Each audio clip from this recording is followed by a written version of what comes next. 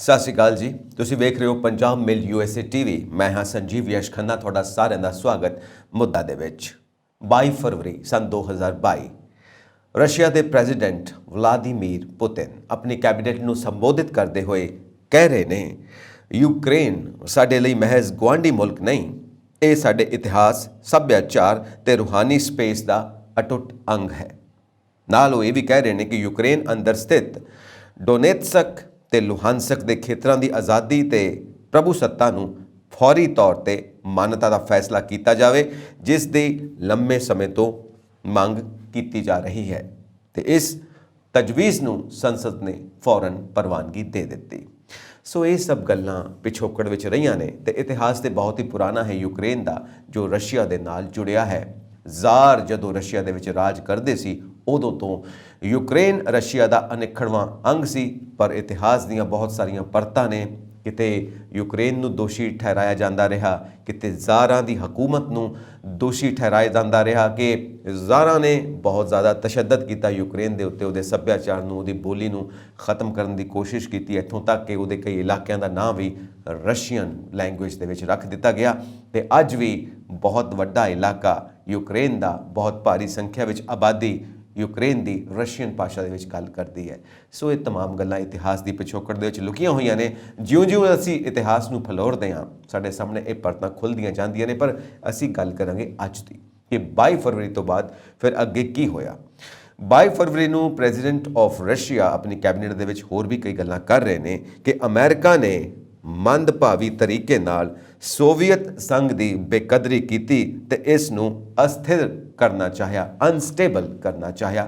ਅਸਥਿਰ ਕਰਨ ਤੋਂ ਬਾਅਦ ਕੀ ਹੋਏਗਾ ਕਿ ਜੋ ਅਮਰੀਕਾ ਹੈ ਆਪਣੀ ਨਾਟੋ ਕੰਟਰੀਜ਼ ਦੇ ਨਾਲ ਪ੍ਰਭੂਸੱਤਾ ਆਪਣੀ ਬਣਾ ਲਏਗਾ ਤੇ ਇੱਕ ਤਰ੍ਹਾਂ ਨਾਲ ਰਸ਼ੀਆ ਨੂੰ ਘੇਰਾ ਪੈ ਜਾਏਗਾ। ਤੇ ਨਾਲ ਇਹ ਵੀ ਕਿਹਾ ਪੁਤਿਨ ਸਾਹਿਬ ਨੇ ਕਿ ਯੂਕਰੇਨ ਵੱਲੋਂ ਯੂਰੋਪੀਅਨ ਸਾਜ਼ਿਸ਼ਾਂ ਨਾਲ ਰਲ ਕੇ ਨਿਭਾਈ ਜਾ ਰਹੀ ਜੋ ਉਹਦੀ ਭੂਮਿਕਾ ਹੈ, ਉਹਦਾ ਖੁਲਾਸਾ ਕੀਤਾ ਕਿ ਯੂਕਰੇਨ ਕਿਸੇ ਵੇਲੇ ਸਾਡੇ ਨਾਲ ਮਿਲ ਕੇ ਚੱਲਦਾ ਸੀ, ਭਾਵੇਂ ਉਹ ਕੂਟਨੀਤੀ ਦਾ ਹਿੱਸਾ ਸੀ, ਪਰ ਅੱਜ ਡਾਇਰੈਕਟਲੀ ਜਦੋਂ ਅਮਰੀਕਾ ਉਸ ਨੂੰ ਨਾਟੋ ਕੰਟਰੀਜ਼ ਦਾ ਹਿੱਸਾ ਬਣਾਉਣਾ ਚਾਹੁੰਦਾ ਤਾਂ ਯੂਕਰੇਨ ਵੀ ਰੈਡੀ ਆ। ਤੇ ਇਸ ਨਾਲ ਕੀ ਹੋਏਗਾ ਕਿ ਜੋ ਨਾਟੋ ਕੰਟਰੀਜ਼ ਦੀ ਪਾਵਰ ਹੈ ਬਿਲਕੁਲ ਰਸ਼ੀਆ ਦੇ ਬੂਹੇ ਤੇ ਆ ਜਾਏਗੀ। ਤਾਂ ਰਸ਼ੀਆ ਆਪਣੇ ਆਪ ਨੂੰ ਅਸੁਰੱਖਿਅਤ ਮਹਿਸੂਸ ਕਰਨ ਲੱਗ ਪਿਆ ਤੇ ਉਸਨੇ ਇਹ ਸਟੈਪ ਲੈਣਾ ਜਾਇਜ਼ ਸਮਝਿਆ। ਸੋ ਨਾਲ ਅਸੀਂ ਦੇਖਦੇ ਹਾਂ ਕਿ ਕੋਵਿਡ-19 ਦੀ ਮਹਾਮਾਰੀ ਹੈ, ਨਾਲ ਯੂਕਰੇਨ ਦੇ ਉੱਤੇ ਹਮਲਾ ਚੱਲ ਰਿਹਾ ਹੈ 24 ਫਰਵਰੀ ਤੋਂ। ਸੋ ਕਾਫੀ ਸਮਾਂ ਹੋ ਚੁੱਕਾ ਹੈ। ਇਹ ਦੋਵੇਂ ਗੱਲਾਂ ਬਹੁਤ ਜ਼ਿਆਦਾ ਖਤਰਨਾਕ ਨੇ, ਕਿਉਂਕਿ ਇਹਦਾ ਮਨੁੱਖੀ ਆਸਪੈਕਟ ਵੀ ਸਾਨੂੰ ਦੇਖਣਾ ਪਏਗਾ ਕਿ ਬਿਮਾਰੀ ਦੇ ਨਾਲ ਇਹ ਸਾਰੀਆਂ ਕਾਰਵਾਈਆਂ, ਜੋ ਫੌਜੀ ਕਾਰਵਾਈਆਂ ਨੇ, ਇਹ ਵੀ ਆਪਣੇ ਆਪ ਵਿੱਚ ਇੱਕ ਬਿਮਾਰੀ ਹੈ। ਇਸ ਨਾਲ ਵੀ ਕਈ ਬਿਮਾਰੀਆਂ ਪੈਦਾ ਹੋ ਸਕਦੀਆਂ ਨੇ, ਕਿਉਂਕਿ ਜਿਸ ਤਰ੍ਹਾਂ ਅਸਲਾ ਇਸਤੇਮਾਲ ਹੋ ਰਿਹਾ ਹੈ, ਇਨਸਾਨੀ ਜਾਨਾਂ ਜਾ ਰਹੀਆਂ ਨੇ, ਇਨਸਾਨ ਇੱਕ ਥਾਂ ਦੇ ਉੱਤੇ ਸਥਿਰ ਨਹੀਂ ਰਹਿ ਸਕਦੇ, ਭੱਜ ਦੌੜ ਕਰਨੀ ਪੈ ਰਹੀ ਹੈ। ਯੂਕਰੇਨ ਵਾਸੀ ਬਹੁਤ ਜ਼ਿਆਦਾ ਸਦਮੇ 'ਚ ਨੇ, ਡਰੇ ਹੋਏ ਨੇ। ਤੇ ਨਾਲ ਸਾਡੇ ਜਿਹੜੇ ਭਾਰਤ ਦੇ ਨਾਗਰਿਕ ਉੱਥੇ ਫਸੇ ਹੋਏ ਨੇ, ਭਾਰਤ ਦੇ ਵਿਦਿਆਰਥੀ ਉੱਥੇ ਫਸੇ ਹੋਏ ਨੇ, ਉਹਨਾਂ ਕਰਕੇ ਸਾਨੂੰ ਬਹੁਤ ਜ਼ਿਆਦਾ ਫਿਕਰ ਹੈ ਭਾਰਤੀਆਂ ਨੂੰ, ਆਪਣੇ ਉੱਥੇ ਫਸੇ ਹੋਏ ਬੱਚਿਆਂ ਦੀ, ਆਪਣੇ ਫਸੇ ਹੋਏ ਨਾਗਰਿਕਾਂ ਦੀ। ਦੇ ਨਾਲ ਦੀ ਨਾਲ ਸਾਨੂੰ ਫਿਕਰ ਹੈ ਯੂਕਰੇਨ ਵਾਸੀਆਂ ਦੀ ਵੀ ਕਿ ਉਹਨਾਂ ਦੇ ਉੱਤੇ ਬਹੁਤ ਜ਼ਿਆਦਾ ਤਸ਼ੱਦਦ ਹੋ ਰਿਹਾ ਹੈ। ਅਸੀਂ ਦੇਖਦੇ ਹਾਂ ਕਿ ਇਹ ਸਿਆਸਤ ਕਦੀ ਆਮ ਲੋਕਾਂ ਨੂੰ ਟਿਕ ਕੇ ਨਹੀਂ ਰਹਿਣ ਦਿੰਦੀ। ਪਤਾ ਨਹੀਂ ਇਹ ਕੀ ਚੱਕਰ ਨੇ ਜਿਹੜੇ ਇਹ ਚੱਕਰ ਖਤਮ ਹੀ ਨਹੀਂ ਹੁੰਦੇ। ਤੇ ਇੱਕ ਅਸੀਂ ਹੋਰ ਜ਼ਿਕਰ ਕਰਨਾ ਚਾਹਾਂਗੇ ਕਿ ਜਨੇਵਾ ਦੇ ਵਿੱਚ ਮੁਲਾਕਾਤ ਹੋਈ ਸੀ, ਜਦੋਂ ਦੋਨੋਂ ਪ੍ਰੈਜ਼ੀਡੈਂਟਸ ਦੀ, ਵਲਾਦੀਮੀਰ ਪੁਤਿਨ ਸਾਹਿਬ ਤੇ ਜੋ ਬਾਈਡਨ ਸਾਹਿਬ ਦੀ, ਜੋ ਪ੍ਰੈਜ਼ੀਡੈਂਟ ਆਫ ਅਮਰੀਕਾ ਨੇ, ਦੋਵਾਂ ਦੀ ਮੁਲਾਕਾਤ ਹੋਈ ਤੇ ਦੋਵਾਂ ਨੇ ਗੱਲਬਾਤ ਕੀਤੀ। ਤੇ ਇੱਕ ਗੱਲ ਸਾਹਮਣੇ ਆਈ ਕਿ ਪਰਮਾਣੂ ਜੰਗ ਜਿੱਤੀ ਨਹੀਂ ਜਾ ਸਕਦੀ, ਇਸ ਲਈ ਇਹ ਜੰਗ ਲੜੀ ਨਹੀਂ ਜਾਣੀ ਚਾਹੀਦੀ। ਇਹ ਗੱਲ ਬਿਲਕੁਲ ਸਪਸ਼ਟ ਹੋ ਗਈ ਕਿ ਜਿਹੜੀ ਪਰਮਾਣੂ ਜੰਗ ਹੈ ਸਭ ਦੇ ਵਾਸਤੇ ਖਤਰਨਾਕ ਹੈ। ਜਿਸ ਇਲਾਕੇ ਵਿੱਚ ਇਹ ਪਰਮਾਣੂ ਬੰਬ ਚੱਲਦੇ ਨੇ ਉੱਥੇ ਤਾਂ ਖਤਰਨਾਕ ਹੈ ਹੀ ਹੈ, ਪਰ ਨਾਲ ਦੀ ਨਾਲ ਹਵਾ ਜਿੱਧਰ ਪਾਸੇ ਵਗ ਤੁਰੇ ਉੱਧਰ ਵੀ ਖਤਰਾ ਨਾਲ ਦੀ ਨਾਲ ਜਾਂਦਾ ਕਿ ਇਹਦਾ ਏਰੀਆ ਬਹੁਤ ਵੱਧ ਜਾਂਦਾ, ਕਿੱਥੋਂ ਤੱਕ ਰੇਂਜ ਜਾਂਦੀ ਆ, ਜਿਹੜੀਆਂ ਰੇਡੀਏਸ਼ਨਸ ਨਿਕਲਦੀਆਂ ਕਿੱਥੋਂ ਤੱਕ ਜਾਂਦਾ। ਕਿਉਂਕਿ ਅਸੀਂ ਦੇਖਿਆ ਕਿ ਹੀਰੋਸ਼ੀਮਾ ਨਾਗਾਸਾਕੀ ਦੇ ਵਿੱਚ ਸੈਕਿੰਡ ਵਰਲਡ ਵਾਰ ਦੇ ਵਿੱਚ ਜੋ ਸੁੱਟੇ ਗਏ ਬੰਬ, ਉਹਦਾ ਅੱਜ ਵੀ ਅਸਰ ਵੇਖਣ ਨੂੰ ਮਿਲਦਾ। ਤੇ ਅੱਜ ਤੇ ਉਸ ਤੋਂ 10,000 ਗੁਣਾ ਜ਼ਿਆਦਾ ਤਾਕਤਵਰ ਬੰਬ ਬਣ ਚੁੱਕੇ ਨੇ, ਕਿਉਂਕਿ ਬਹੁਤ ਲੰਮਾ ਇਤਿਹਾਸ ਹੈ ਇਹਨਾਂ ਇਤਿਹਾਸਕਾਰੀ ਬੰਬਾਂ ਦਾ ਵੀ, ਜਿਹੜੇ ਇਹ ਪਰਮਾਣੂ ਬੰਬ ਨੇ। ਸੋ ਹੁਣ ਤਾਂ ਬਹੁਤ ਜ਼ਿਆਦਾ ਖਤਰਨਾਕ ਨੇ। ਹੁਣ ਤੇ ਸਾਰੀ ਵਾਰ ਹੀ ਬਿਲਕੁਲ ਡਿਜੀਟਲ ਹੋ ਚੁੱਕੀ ਆ, ਕੰਪਿਊਟਰਾਈਜ਼ਡ ਵਾਰ ਆ। ਤੁਸੀਂ ਦੇਖਦੇ ਹੋ ਡਰੋਨ ਨਾਲ ਹਮਲੇ ਹੁੰਦੇ ਪਏ ਨੇ, ਰਸ਼ੀਆ ਦੀ ਪੂਰੀ ਜਿਹੜੀ ਆਰਮੀ ਆ ਰਹੀ ਸੀ 60 ਕਿਲੋਮੀਟਰ ਦਾ ਇਲਾਕਾ ਤੈਅ ਕਰਕੇ, ਜਿਹੜੇ ਟੈਂਕਾਂ ਦੀ ਬਟਾਲੀਅਨ ਆ ਰਹੀ ਸੀ ਉਹਦੇ ਉੱਤੇ ਯੂਕਰੇਨ ਦੀ ਆਰਮੀ ਨੇ ਡਰੋਨ ਦੇ ਨਾਲ ਹਮਲੇ ਕੀਤੇ ਨੇ, ਤਬਾਹ ਕੀਤਾ ਉਹਨਾਂ ਟੈਂਕਾਂ ਨੂੰ। ਸੋ ਇਹ ਦੋਵੇਂ ਪਾਸੇ ਦੇ ਨੁਕਸਾਨ ਤਾਂ ਹੋ ਰਹੇ ਨੇ। ਨਾਲ ਸਾਨੂੰ ਇਸ ਗੱਲ ਦਾ ਵੀ ਚੇਤਾ ਰਹਿਣਾ ਚਾਹੀਦਾ ਹੈ ਕਿ ਇਹ ਇੱਕ ਐਸਟੀਮੇਟ ਦੇ ਮੁਤਾਬਿਕ ਜਾਂ ਡਾਟਾ ਦੇ ਮੁਤਾਬਿਕ ਆંકੜੇ ਜਿਹੜੇ ਨੇ 6400 ਪਰਮਾਣੂ ਹਥਿਆਰ ਹੈਗੇ ਨੇ ਰਸ਼ੀਆ ਦੇ ਕੋਲ, ਜਿਹਦੇ ਵਿੱਚ 1600 ਪਰਮਾਣੂ ਮਿਜ਼ਾਈਲਾਂ ਨੇ। ਤੇ ਪੁਤਿਨ ਸਾਹਿਬ ਨੇ ਇਹ ਮਿਜ਼ਾਈਲਾਂ ਸਿੱਧੀਆਂ ਕਰਨ ਨੂੰ ਕਹਿ ਦਿੱਤਾ, ਹੁਕਮ ਜਾਰੀ ਕਰ ਦਿੱਤੇ ਨੇ ਤੇ ਉਸ ਸਾਰੇ ਸਟਾਫ ਨੂੰ ਵੀ ਛੁੱਟੀ ਤੋਂ ਵਾਪਸ ਬੁਲਾ ਲਿਆ ਜੋ ਇਹਨਾਂ ਮਿਜ਼ਾਈਲਾਂ ਨੂੰ ਆਪਰੇਟ ਕਰਦਾ, ਉਹਨਾਂ ਦੀ ਛੁੱਟੀ ਰੱਦ ਕਰ ਦਿੱਤੀ ਗਈ ਹੈ। ਸੋ ਇਹ ਵੀ ਰਸ਼ੀਆ ਦੇ ਪ੍ਰੈਜ਼ੀਡੈਂਟ ਨੇ ਕਹਿ ਦਿੱਤਾ ਕਿ ਜੋ ਵੀ ਦਖਲ ਦੇਗਾ ਉਹਦੀ ਵੀ ਖੈਰ ਨਹੀਂ।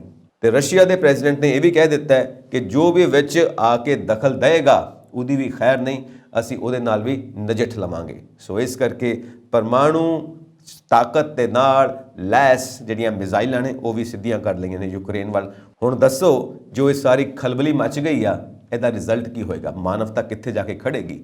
ਸੋ ਸੋਚਣ ਦੀ ਗੱਲ ਇਹ ਹੈ ਕਿ ਜਿਹੜਾ ਇਹ ਸਾਰਾ ਖਲੇਰਾ ਪੈ ਗਿਆ ਇਹਦਾ ਰਿਜ਼ਲਟ ਕੀ ਨਿਕਲੇਗਾ? ਇਕਨੋਮੀ ਦੇ ਉੱਤੇ ਜਿਹੜਾ ਇਹਦਾ ਹਾਲ ਸਾਰਾ ਬੁਰਾ ਅਸਰ ਪਾਏਗਾ ਉਹ ਕਿੱਥੇ ਜਾਏਗੀ ਉਹ ਸਾਰੀ ਗੜਬੜੀ, ਕਿਉਂਕਿ ਇਹ ਤਾਂ ਸਾਰੇ ਮੁਲਕਾਂ ਨੂੰ ਭੁਗਤਣੀ ਪੈਣੀ ਹੈ।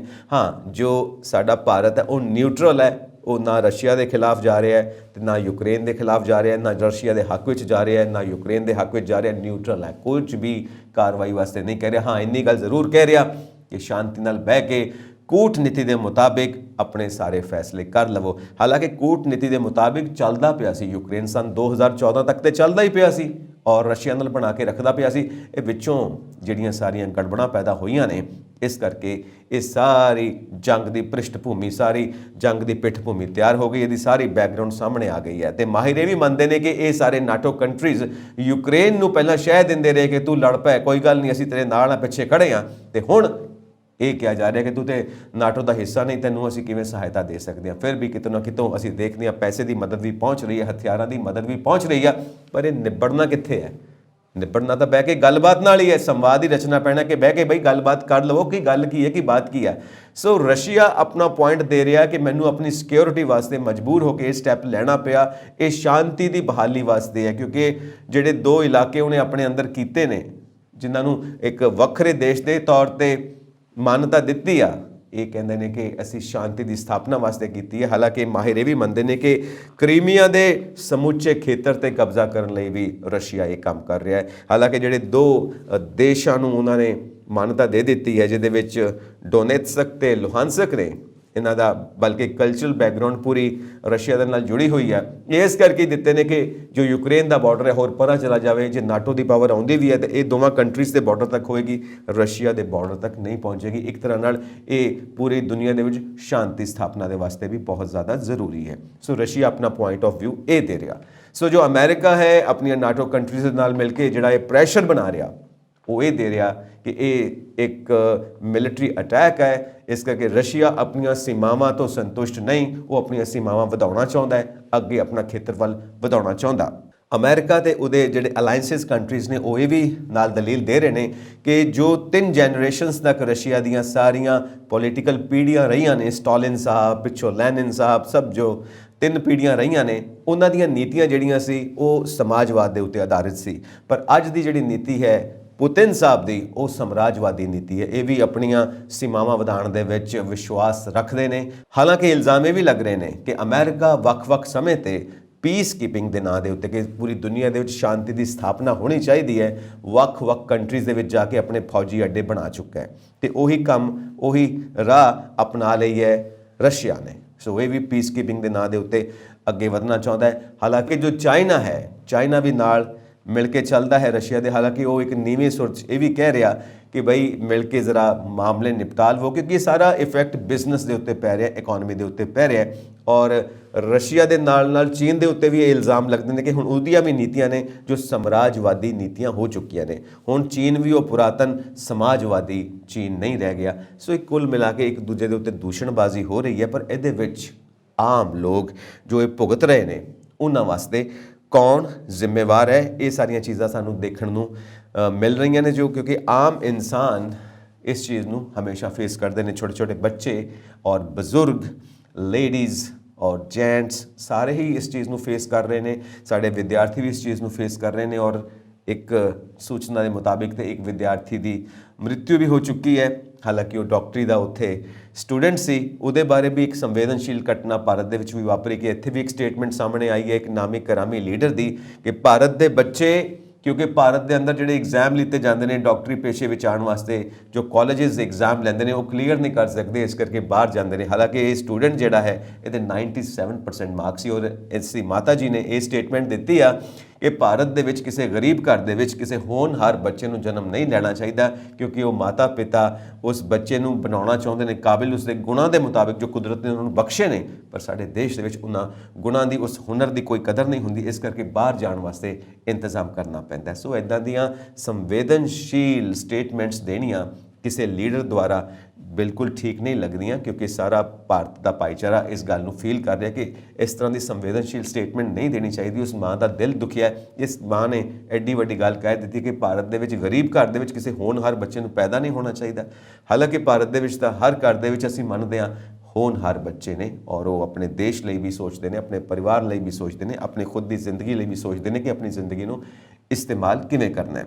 ਫਿਲਹਾਲ ਅਸੀਂ ਇਹ ਦੇਖਦੇ ਹਾਂ ਕਿ ਜਿਸ ਤਰ੍ਹਾਂ ਯੂਕਰੇਨ ਵੀ ਆਪਣੇ ਸਾਰੇ ਨਾਗਰਿਕਾਂ ਦੀ ਜ਼ਿੰਦਗੀ ਨੂੰ ਕਿੱਦਾਂ ਇਸਤੇਮਾਲ ਕਰ ਰਿਹਾ ਕਿ ਉਹਨਾਂ ਨੂੰ ਹਥਿਆਰ ਵੀ ਦੇ ਦਿੱਤੇ ਨੇ ਕਿ ਤੁਸੀਂ ਵੀ ਆਪਣੇ ਦੇਸ਼ ਲਈ ਲੜੋ, ਤੇ ਜੋ ਰਸ਼ੀਆ ਦੀ ਆਰਮੀਜ਼ ਪਹੁੰਚ ਰਹੀਆਂ ਨੇ। ਹਾਲਾਂਕਿ ਅਸੀਂ ਦੇਖਦੇ ਹਾਂ ਕਿ ਕੀਵ ਦੇ ਵਿੱਚ ਤੇ ਬਿਲਕੁਲ ਸੜਕਾਂ ਦੇ ਉੱਤੇ ਘੁੰਮਦੇ ਪਏ ਨੇ ਰਸ਼ੀਅਨ ਸੋਲਜਰਸ, ਤੇ ਉਹਨਾਂ ਦਾ ਮੁਕਾਬਲਾ ਕਰੋ, ਇਸ ਕਰਕੇ ਉਹਨਾਂ ਨੂੰ ਹਥਿਆਰ ਵੀ ਦੇ ਦਿੱਤੇ ਨੇ। ਸੋ ਇਸ ਤਰ੍ਹਾਂ ਵੀ ਇਸਤੇਮਾਲ ਕੀਤਾ ਜਾ ਰਿਹਾ ਆਪਣੇ ਨਾਗਰਿਕਾਂ ਦੀਆਂ ਜ਼ਿੰਦਗੀਆਂ ਨੂੰ ਯੂਕਰੇਨ ਦੁਆਰਾ। ਸੋ ਟੋਟਲ ਕੁੱਲ ਮਿਲਾ ਕੇ ਖਲਬਲੀ ਮੱਚੀ ਹੋਈ ਹੈ, ਕਿਸੇ ਨੂੰ ਕੁਝ ਸਮਝ ਨਹੀਂ ਆ ਰਿਹਾ ਕਿ ਕੀ ਕੀਤਾ ਜਾਏ, ਪਰ ਜੋ ਸਿਆਣੇ ਨੇ ਉਹੀ ਕਹਿੰਦੇ ਨੇ ਕਿ ਲੜਾਈ ਝਗੜੇ ਵਿੱਚੋਂ ਕੁਝ ਨਿਕਲਣਾ ਨਹੀਂ, ਇਸ ਕਰਕੇ ਜੋ ਵੀ ਗੱਲਬਾਤ ਹੋਵੇ ਬੈਠ ਕੇ ਕੀਤੀ ਜਾਵੇ। ਅਮਰੀਕਾ ਚਾਹੁੰਦਾ ਕਿ ਯੂਕਰੇਨ ਨਾਟੋ ਦਾ ਹਿੱਸਾ ਬਣ ਜਾਏ, ਪਰ ਰਸ਼ੀਆ ਇਸ ਦੇ ਖਿਲਾਫ ਹੈ। ਹਾਲਾਂਕਿ ਪਿਛੋਕੜ ਇਹ ਵੀ ਹੈ ਕਿ ਕਿਸੇ ਵੇਲੇ ਰਸ਼ੀਆ ਵੀ ਨਾਟੋ ਦਾ ਹਿੱਸਾ ਬਣਨ ਵਿੱਚ ਇੰਟਰਸਟਿਡ ਸੀ, ਪਰ ਕੁਝ ਆਪਣੇ ਜਿਹੜੇ ਇੰਟਰਸਟ ਹੁੰਦੇ ਨੇ ਮੈਚ ਨਹੀਂ ਕੀਤੇ, ਇਸ ਕਰਕੇ ਇਸ ਤੋਂ ਪਿੱਛੇ ਹਟਣਾ ਪਿਆ। ਪਰ ਅੱਜ ਨਾਟੋ ਦੀ ਲਹਿਰ ਬਹੁਤ ਜ਼ਬਰਦਸਤ ਤਰੀਕੇ ਨਾਲ ਚੱਲ ਰਹੀ ਆ ਤੇ ਪੂਰੀ ਦੁਨੀਆ ਦੇ ਉੱਤੇ ਆਪਣਾ ਪ੍ਰਭਾਵ ਪਾਉਣ ਦੀ ਕੋਸ਼ਿਸ਼ ਕਰ ਰਹੀ ਹੈ। ਇਸ ਕਰਕੇ ਜਿਹੜੇ ਨਾਟੋ ਦੇ ਪ੍ਰਭਾਵ ਦੇ ਖਤਰੇ ਕਾਰਨ ਈਸਟ ਯੂਕਰੇਨ ਦਾ ਸਭ ਤੋਂ ਇੰਪੋਰਟੈਂਟ ਖੇਤਰ ਹੈ ਉਹ ਰਸ਼ੀਆ ਨੇ ਆਪਣੇ ਅੰਡਰ ਕਰ ਲਿਆ, ਸੁਰੱਖਿਅਤ ਕਰ ਲਿਆ, ਤਾਂ ਕਿ ਆਪਣੀਆਂ ਸੀਮਾਵਾਂ ਨੂੰ ਸੁਰੱਖਿਅਤ ਕੀਤਾ ਜਾ ਸਕੇ। ਹਾਲਾਂਕਿ ਅਸੀਂ ਜੇ ਮਿਲਟਰੀ ਸਟ੍ਰੈਟਜੀ ਦੇਖੀਏ ਤਾਂ ਯੂਕਰੇਨ ਦੀ ਆਰਮੀ ਦਾ ਤੇ ਨਾਲ ਰਸ਼ੀਆ ਦੀ ਆਰਮੀ ਦਾ ਕੋਈ ਮੈਚ ਹੀ ਨਹੀਂ, ਕਿਉਂਕਿ ਰਸ਼ੀਆ ਬਹੁਤ ਜ਼ਬਰਦਸਤ, ਬਹੁਤ ਪਾਵਰਫੁਲ ਕੰਟਰੀ ਆ ਔਰ ਅਸੀਂ ਜਾਣਦੇ ਹਾਂ ਕਿ ਇਹ ਵਿਸ਼ਵ ਦੀ ਬਹੁਤ ਵੱਡੀ ਤਾਕਤ ਰਹਿ ਚੁੱਕਿਆ। ਹਾਲਾਂਕਿ ਜਦੋਂ ਟੁੱਟ ਗਿਆ ਰਸ਼ੀਆ, ਉਸ ਤੋਂ ਬਾਅਦ ਅਮਰੀਕਾ ਹੀ ਨੰਬਰ 1 ਤਾਕਤ ਬਣ ਕੇ ਉੱਭਰਿਆ, ਪਰ ਤਾਕਤ ਅਜੇ ਵੀ ਉਹੀ ਹੈ। ਪੁਤਿਨ ਸਾਹਿਬ ਤੋਂ ਬਾਅਦ ਜਿਸ ਤਰ੍ਹਾਂ ਉਹਨਾਂ ਨੇ ਪੂਰੇ ਰਸ਼ੀਆ ਨੂੰ ਖੜਾ ਕੀਤਾ, ਤਾਕਤ ਘੱਟ ਨਹੀਂ, ਸਾਨੂੰ ਉਸ ਨੂੰ ਬਿਲਕੁਲ ਛੋਟਾ ਨਹੀਂ ਸਮਝਣਾ ਚਾਹੀਦਾ, ਬਹੁਤ ਤਾਕਤਵਰ ਹੈ। ਔਰ ਜਿੰਨੀਆਂ ਵੀ ਪਾਬੰਦੀਆਂ ਲਗਾਈਆਂ ਜਾ ਰਹੀਆਂ ਨੇ ਰਸ਼ੀਆ ਦੇ ਉੱਤੇ, ਅਸੀਂ ਜਾਣਦੇ ਹਾਂ ਕਿ ਰਸ਼ੀਆ ਦੁਨੀਆ ਦਾ ਸਭ ਤੋਂ ਵੱਡਾ ਦੇਸ਼ ਹੈ, ਸਭ ਤੋਂ ਵੱਡੇ ਖੇਤਰਫਲ ਵਾਲਾ ਦੇਸ਼ ਹੈ, ਤੇ ਇੰਨੀਆਂ ਪਾਬੰਦੀਆਂ ਜੇ ਲਗਾ ਦਿੱਤੀਆਂ ਜਾਣਗੀਆਂ, ਜਿਹੜੇ ਦੇਸ਼ ਵੀ ਉਹਨਾਂ ਦੇ ਉੱਤੇ ਇਕਨੋਮਿਕ ਪਾਬੰਦੀਆਂ ਲਗਾ ਰਹੇ ਨੇ, ਉਹਨਾਂ ਦੇ ਏਰੀਆਜ਼ ਨੂੰ ਲੈ ਕੇ ਪਾਬੰਦੀਆਂ ਲਗਾ ਰਹੇ ਨੇ, ਉਹਨਾਂ ਦੇ ਜੋ ਵਪਾਰਿਕ ਰਸਤੇ ਨੇ ਜਿਵੇਂ ਬਲੈਕ ਸੀ ਹੈ ਉਸ ਨੂੰ ਦੇਖਦੇ ਹੋਏ ਵੀ ਪਾਬੰਦੀਆਂ ਲਾ ਰਹੇ ਨੇ, ਪਰ ਇਹ ਪਾਬੰਦੀਆਂ ਪੁੱਗਣੀਆਂ ਨਹੀਂ, ਕਿਉਂਕਿ ਜਦੋਂ ਰਸ਼ੀਆ ਨੇ ਜੰਗ ਖਤਮ ਕੀਤੀ ਉਸ ਤੋਂ ਬਾਅਦ ਉਹ ਵੀ ਕੁਝ ਸਟੈਪ ਲੈ ਸਕਦੇ ਨੇ। ਬੈਂਕਿੰਗ ਦੇ ਉੱਤੇ ਵੀ ਪਾਬੰਦੀਆਂ ਲਗਾ ਦਿੱਤੀਆਂ ਨੇ ਰਸ਼ੀਆ ਦੇ। ਹਾਲਾਂਕਿ ਉਸ ਦੇ ਜਿਹੜੇ ਇੰਟੈਲੀਜੈਂਟ ਸਾਰੇ ਥਿੰਕ ਟੈਂਕਸ ਨੇ ਉਹਨਾਂ ਨੇ ਪਹਿਲਾਂ ਹੀ ਸੋਚਿਆ ਹੋਇਆ ਸੀ ਕਿ ਸਾਡੇ ਉੱਤੇ ਇਹ ਪਾਬੰਦੀਆਂ ਲੱਗ ਸਕਦੀਆਂ ਨੇ ਯੂਰੋਪੀਅਨ ਯੂਨੀਅਨ ਵੱਲੋਂ, ਪੂਰੇ ਵਰਲਡ ਵੱਲੋਂ, ਤਾਂ ਅਸੀਂ ਉਹਦੇ ਵਾਸਤੇ ਤਿਆਰ ਰਹੀਏ। ਖੈਰ ਉਹ ਵੀ ਕੋਈ ਛੋਟਾ ਮੁਲਕ ਨਹੀਂ ਹੈ, ਆਪਣੀ ਤਿਆਰੀ ਪੂਰੀ ਕਰਕੇ ਚੱਲਦਾ ਪਿਆ, ਪਰ ਇਸ ਸਭ ਵਿੱਚੋਂ ਨਿਕਲਣਾ ਕੀ ਹੈ, ਵਿਚਾਰਨ ਦੀ ਗੱਲ ਇਹ ਹੈ। ਸੋ ਹੁਣ ਕਈ ਚੀਜ਼ਾਂ ਨੇ ਜਿਹੜੀਆਂ ਸਾਹਮਣੇ ਆਉਂਦੀਆਂ ਨੇ ਕਿ ਜਿਹੜੇ ਛੋਟੇ ਮੁਲਕ ਨੇ ਜਿਵੇਂ ਯੂਕਰੇਨ ਹੋ ਗਿਆ, ਅਸੀਂ ਪਹਿਲਾਂ ਵੀ ਇਹ ਗੱਲ ਕੀਤੀ ਹੈ ਕਿ ਰਸ਼ੀਆ ਦੇ ਔਰ ਯੂਰੋਪੀਅਨ ਕੰਟਰੀਜ਼ ਦੇ ਚੌਕੇ 'ਚ ਆ ਕੇ, ਪੰਜਾਬੀ 'ਚ ਕਹਾਂਗੇ ਚੌਕੇ 'ਚ ਆ ਕੇ ਉਸਨੇ ਪੰਗਾ ਤਾਂ ਲੈ ਲਿਆ, ਪਰ ਹੁਣ ਨਜਿੱਠਣਾ ਮੁਸ਼ਕਿਲ ਹੋ ਚੁੱਕਾ ਹੈ। ਔਰ ਇਹਨਾਂ ਛੋਟੀਆਂ ਕੰਟਰੀਜ਼ ਨੂੰ ਹਰ ਪਾਸੇ ਬਣਾ ਕੇ ਰੱਖਣਾ ਚਾਹੀਦਾ। ਆਪਣੇ ਰਾਜਨੀਤਿਕ ਫਾਇਦਿਆਂ ਵਾਸਤੇ ਦੂਸਰੀਆਂ ਕੰਟਰੀਜ਼ ਨਾਲ ਹੱਥ ਮਿਲਾਉਣ ਤੋਂ ਪਹਿਲਾਂ ਆਪਣੇ ਜੋ ਸਿਟੀਜ਼ਨਸ ਨੇ ਉਹਨਾਂ ਦੀ ਜਾਨ ਬਾਰੇ, ਉਹਨਾਂ ਦੇ ਮਾਲ ਬਾਰੇ ਸੋਚ ਲੈਣਾ ਚਾਹੀਦਾ ਕਿ ਕੋਈ ਜਾਨੀ ਨੁਕਸਾਨ, ਕੋਈ ਮਾਲੀ ਨੁਕਸਾਨ ਨਹੀਂ ਹੋਣਾ ਚਾਹੀਦਾ। ਇਸ ਕਰਕੇ ਕੂਟਨੀਤੀ ਨਾਲ ਸਭ ਨਾਲ ਮਿਲ ਮਿਲਾ ਕੇ ਚੱਲਣਾ ਚਾਹੀਦਾ। ਸੋ ਅਸੀਂ ਇੱਕ ਚੀਜ਼ ਇਹ ਦੇਖਦੇ ਹਾਂ ਕਿ ਪੂਰੀ ਦੁਨੀਆ ਦੇ ਅੰਦਰ ਜੰਗ ਕਿਉਂ ਹੁੰਦੀ ਹੈ। ਅਸੀਂ ਗੱਲ ਕਰ ਰਹੇ ਹਾਂ ਕਿ ਪੂਰੀ ਦੁਨੀਆ ਦੇ ਅੰਦਰ ਜੰਗ ਕਿਉਂ ਹੁੰਦੀ ਹੈ। ਇਹਦੇ ਪਿੱਛੇ ਇੱਕ ਸਿੱਧਾ ਸਾਦਾ ਕਾਰਨ ਜੋ ਮਾਹਿਰ ਮੰਨਦੇ ਨੇ ਉਹ ਇਹ ਹੈ ਕਿ ਬਿਜ਼ਨਸ, ਕਿਉਂਕਿ ਕਈ ਵੱਡੇ ਮੁਲਕਾਂ ਦੀ ਸੈਟੇਲਾਈਟ ਇੰਡਸਟਰੀ ਹੈ ਹਥਿਆਰ ਬਣਾਉਣਾ। ਹੁਣ ਜਿਹੜੇ ਹਥਿਆਰ ਬਣ ਗਏ ਨੇ ਉਹਨਾਂ ਨੂੰ ਵੇਚਣਾ ਵੀ ਤਾਂ ਹੈ, ਕਿੱਥੇ ਕਿ ਵੇਚਣ। ਜੇ ਲੜਾਈਆਂ ਲੱਗਣਗੀਆਂ ਤਾਂ ਹੀ ਵਿਕਣਗੇ, ਤੇ ਹਥਿਆਰ ਵਿਕਣਗੇ ਤੇ ਉਹਨਾਂ ਨੂੰ ਮੁਨਾਫਾ ਹੋਏਗਾ ਤੇ ਉਹਨਾਂ ਦੀ ਇਕਨੋਮੀ ਸਟਰੋਂਗ ਹੋਏਗੀ। ਦੂਜਾ ਭਾਵੇਂ ਮਰਦਾ ਮਰੇ ਪਿਆ, ਸਾਡੇ ਘਰ ਤਾਂ ਪੈਸੇ ਆਣੇ ਚਾਹੀਦੇ ਨੇ। ਇਹ ਇੱਕ ਤਰ੍ਹਾਂ ਦੀ ਸੋਚ ਚੱਲਦੀ ਪਈ ਆ ਤੇ ਇਸ ਯੁੱਧ ਦਾ ਕੀ ਨਤੀਜਾ ਨਿਕਲਿਆ ਕਿ ਯੂਕਰੇਨ ਨਿਸ਼ਾਨਾ ਬਣਿਆ ਹੋਇਆ ਹੈ ਇਸ ਸਾਰੇ ਯੁੱਧ ਦੇ ਵਿੱਚ। ਤੇ ਇਸ ਸਮੇਂ ਯੂਕਰੇਨ ਮੱਧ ਏਸ਼ੀਆ ਤੇ ਪੂਰਬੀ ਯੂਰਪੀਅਨ ਮੁਲਕਾਂ ਵਿੱਚ ਰੂਸ, ਚੀਨ ਸਾਮਰਾਜੀ ਗੱਠਜੋੜ ਤੇ ਯੂਰੋ ਐਟਲਾਂਟਿਕ ਸ਼ਕਤੀਆਂ ਅਮਰੀਕਾ, ਨਾਟੋ, ਯੂਰੋਪੀਅਨ ਆਮੋ ਸਾਹਮਣੇ ਆ ਚੁੱਕੇ ਨੇ। ਇਹਨਾਂ ਯੂਨੀਅਨਸ ਨੇ ਜੋ ਸਟੈਪ ਲਿੱਤਾ ਹੈ ਰਸ਼ੀਆ ਦੇ ਖਿਲਾਫ, ਰਸ਼ੀਆ ਵੀ ਚੁੱਪ ਕਰਕੇ ਬੈਠਣ ਵਾਲਾ ਨਹੀਂ ਹੈ ਕਿਉਂਕਿ ਪੁਤਿਨ ਸਾਹਿਬ ਅਸੀਂ ਸਾਰੇ ਜਾਣਦੇ ਹਾਂ ਬਹੁਤ ਸਟਰੋਂਗ ਕਰੈਕਟਰ ਦੇ ਨੇ, ਪਰਵਾਹ ਨਹੀਂ ਕਰਦੇ। ਹੁਣ ਇਹ ਸਾਰੀਆਂ ਚੀਜ਼ਾਂ ਕੁੱਲ ਮਿਲਾ ਕੇ ਰਿਜ਼ਲਟ ਕਿੱਥੇ ਲੈ ਕੇ ਜਾਣਗੀਆਂ ਇਹ ਤਾਂ ਆਉਣ ਵਾਲਾ ਸਮਾਂ ਦੱਸੇਗਾ। ਪਰ ਇਹ ਚੀਜ਼ ਸਾਰੀ ਦੁਨੀਆ ਸਮਝ ਚੁੱਕੀ ਹੈ, ਖੁਲਾਸਾ ਸਾਰੇ ਜਾਣੇ ਜਾਣਦੇ ਨੇ ਕਿ ਅਰੇਬੀਅਨ ਕੰਟਰੀਜ਼ ਦੇ ਵਿੱਚ ਵੀ ਕਾਰਨ ਸੀ ਨੈਚੁਰਲ ਰਿਸੋਰਸਿਸ ਤੇ ਹੁਣ ਵੀ ਸਾਰਾ ਕਾਰਨ ਨੈਚੁਰਲ ਰਿਸੋਰਸਿਸ ਹੈ ਜੋ ਰਸ਼ੀਆ ਦੇ ਨੇੜੇ ਤੇੜੇ ਜਿਹੜੇ ਖੇਤਰ ਨੇ ਉੱਥੇ ਪਾਏ ਜਾਂਦੇ ਨੇ। ਤੇ ਜਿਹੜੀਆਂ ਵੱਡੀਆਂ ਵੱਡੀਆਂ ਕਾਰਪੋਰੇਸ਼ਨਸ ਨੇ ਉਹਨਾਂ ਦਾ ਤਾਂ ਸਾਰਾ ਮੋਟਿਵ ਹੀ ਬਿਜ਼ਨਸ ਰਹਿੰਦਾ ਤੇ ਉਹਨਾਂ ਦੀ ਤਾਕਤ ਇਹ ਆ ਕਿ ਜੋ ਵੱਖੋ-ਵੱਖ ਰਾਜਸੀ ਪਾਰਟੀਆਂ ਨੇ, ਰਾਜਨੀਤਿਕ ਪਾਰਟੀਆਂ ਨੇ, ਉਹਨਾਂ ਨਾਲ ਮਿਲ ਕੇ ਜਿਹੜੀਆਂ ਪਾਲਿਸੀਜ਼ ਬਣਾਉਂਦੀਆਂ ਨੇ ਮੁਨਾਫਾਖੋਰੀ ਦੀਆਂ, ਉਹ ਤਾਂ ਵਾਤਾਵਰਣ ਦਾ ਵੀ ਖਿਆਲ ਨਹੀਂ ਕਰਦੀਆਂ ਤੇ ਉਹਨਾਂ ਨੇ ਦੇਸ਼ਾਂ ਦਾ ਖਿਆਲ ਕੀ ਕਰਨਾ ਤੇ ਦੇਸ਼ ਦੇ ਲੋਕਾਂ ਦਾ ਖਿਆਲ ਕੀ ਕਰਨਾ।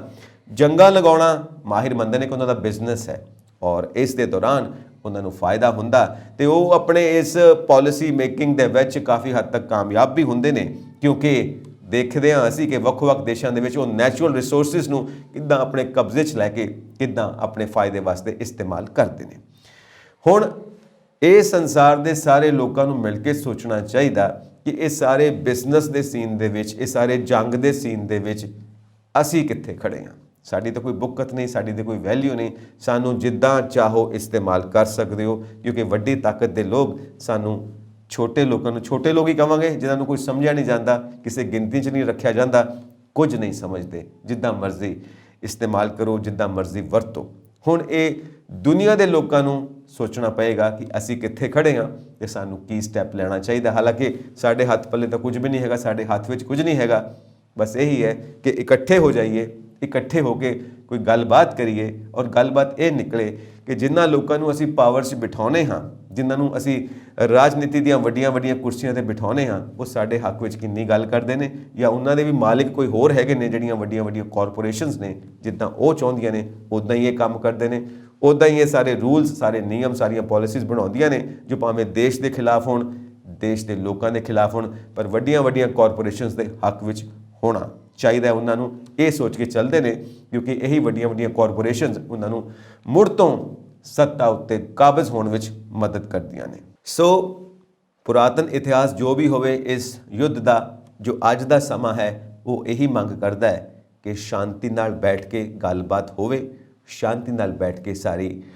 ਜੋ ਪਿਕਚਰ ਹੈ ਕਲੀਅਰ ਹੋਣੀ ਚਾਹੀਦੀ ਹੈ। ਔਰ ਅਸੀਂ ਆਮ ਲੋਕ ਤਾਂ ਸੋਸ਼ਲ ਮੀਡੀਆ ਦਾ ਇਸਤੇਮਾਲ ਹੀ ਕਰ ਸਕਦੇ ਹਾਂ ਜਿਹਦੇ ਉੱਤੇ ਅਸੀਂ ਆਪਣੇ ਵਿਚਾਰ ਦੇ ਸਕਦੇ ਹਾਂ, ਇੱਕ ਮੁਹਿੰਮ ਚਲਾ ਸਕਦੇ ਹਾਂ ਵੀ ਸਾਨੂੰ ਸ਼ਾਂਤੀ ਚਾਹੀਦੀ ਹੈ ਤੇ ਲੋਕ ਹਰ ਥਾਂ 'ਤੇ ਕਹਿ ਵੀ ਰਹੇ ਨੇ ਨੋ ਵਾਰ ਔਰ ਕਿਸੇ ਤਰ੍ਹਾਂ ਦੀ ਕੋਈ ਜੰਗ ਦੁਨੀਆ ਦੇ ਚਿਹਰੇ ਦੇ ਉੱਤੇ ਨਹੀਂ ਹੋਣੀ ਚਾਹੀਦੀ, ਇਸ ਧਰਤੀ ਦੇ ਚਿਹਰੇ ਦੇ ਉੱਤੇ ਨਹੀਂ ਹੋਣੀ ਚਾਹੀਦੀ ਕਿਉਂਕਿ ਜੰਗਾਂ 'ਚੋਂ ਕੁਝ ਨਹੀਂ ਖੱਟਿਆ ਜਾਂਦਾ, ਜੋ ਖੱਟਿਆ ਜਾਂਦਾ ਸ਼ਾਂਤੀ 'ਚੋਂ ਖੱਟਿਆ ਜਾਂਦਾ ਕਿਉਂਕਿ ਤਰੱਕੀ ਹਮੇਸ਼ਾ ਸ਼ਾਂਤੀ 'ਚ ਮਿਲਦੀ ਹੈ। ਸੋ ਸ਼ਾਂਤੀ ਬਣਾ ਕੇ ਰੱਖਣੀ ਚਾਹੀਦੀ ਹੈ। ਸਾਨੂੰ ਖੁਸ਼ੀ ਹੈ ਕਿ ਤੁਸੀਂ ਮੁੱਦਾ ਪ੍ਰੋਗਰਾਮ ਦਾ ਹਿੱਸਾ ਬਣਦੇ ਹੋ। ਹੋਰ ਅਪਡੇਟਸ ਦੇ ਲਈ ਵੇਖਦੇ ਰਹੋ ਪੰਜਾਬ ਮੇਲ USA TV। ਸਤਿ ਸ਼੍ਰੀ ਅਕਾਲ ਜੀ।